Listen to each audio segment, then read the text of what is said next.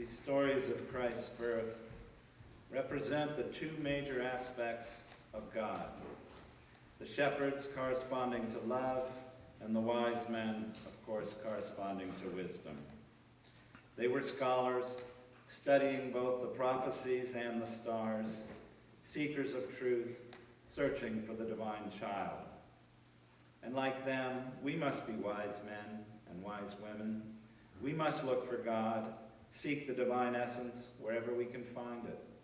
For if we seek love and truth, we will find it, perhaps in inspiring books, in the beauty and solitude of nature, or in the presence of each other. Or maybe we can get in touch with the star within us, the guiding light that if we recognize it and follow it, will lead to our truth, our love, and our use. Sometimes the journey can be difficult.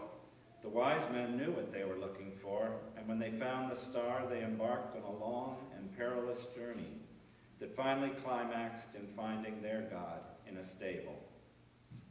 We too must sometimes undertake arduous journeys, physically, emotionally, mentally, or spiritually. But if we keep the divine as our goal, we eventually find our God, our love and truth, perhaps in unexpected places. God is in fact all around us, if we know what we're looking for. If we look for it, we can recognize the sacred presence in the world, within the more superficial aspects of Christmas, in times like this, in places like this, in the hearts and spirits of each one of you. As Swedenborgians, we believe the second coming is already happening. We believe God is already here, being born in each one of us each day, to the extent or degree that we open our hearts and minds to love and truth. We are co-creators, birthing the Christ, bringing God into the world, together building heaven on earth. God has always been symbolized by fire. Swedenborg said that the light corresponds to God's wisdom and the heat to God's love.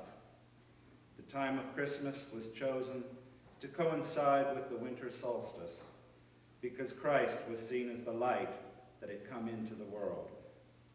At the darkest time of the year, we celebrate Christ's birth by lighting candles. Who does God come to? Those who are in darkness, those who dwell in a land of deep darkness.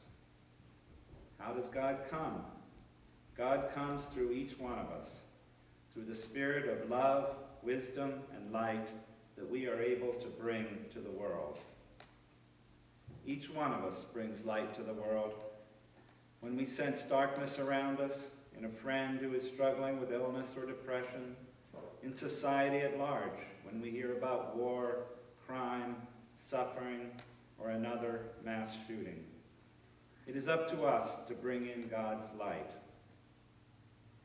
Each of the 4 Sundays in Advent, we light one additional candle to symbolize God's coming. The 4 candles represent hope, joy, love, and peace, symbols of what God's coming brings us.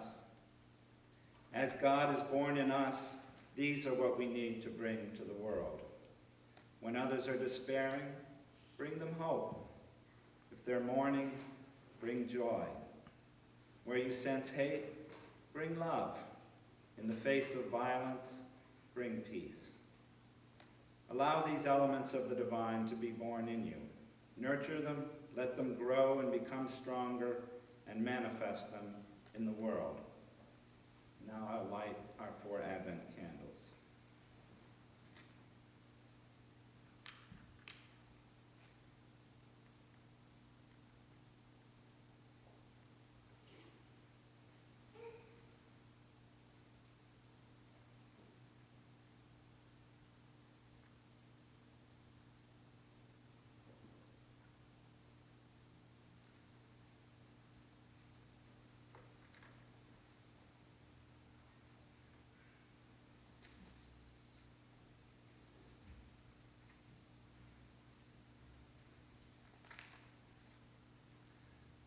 Hold high the torch.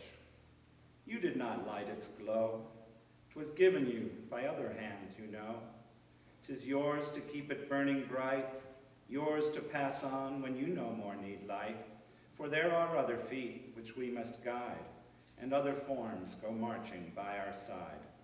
Their eyes are watching every smile and tear, and efforts which we think are not worthwhile are sometimes just the very helps they need, actions to which their souls would give most heed, so that in turn they'll hold it high and say, I watched someone else carry it this way. If brighter paths should beckon you to choose, would your small gain compare with all you'd lose? Hold high the torch. You did not light its glow. 'Twas given you by other hands, you know.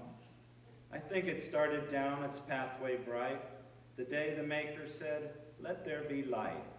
And he once said, who hung on Calvary's tree, ye are the light of the world. Go, shine for me.